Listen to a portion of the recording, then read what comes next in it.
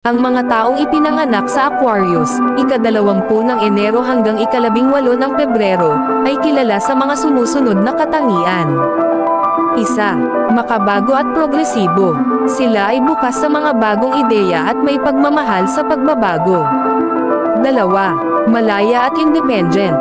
Hindi sila komportable sa mga limitasyon at paghihigpit. 3. Humanitaryo. May malasakit sa kapwa at sa lipunan, at madalas na nakikilahok sa mga gawaing makatao. 4. Matapang at mapangahas. Hindi sila natatakot sa mga hamon at may tapang na ipaglaban ang kanilang mga paniniwala. 5. Hindi conventional. Sila ay may sariling estilo at hindi takot na mag-iba sa karamihan. 6. Matalino at makabago. May likas na talino sa paglutas ng mga problema at pagbuo ng mga makabagong solusyon. 7. Nakakaengganyo.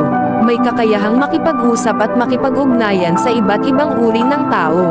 Ikaw na nanonood, anong aspeto ng personalidad ng Aquarius ang gusto mong malaman pa? Sana'y nagustuhan mo ang video na ito, at huwag kalimutang mag-follow sa aking account para mas subaybayan mo pa ang mga susunod na video na i-upload ko. Mag-iingat ka palagi at salamat!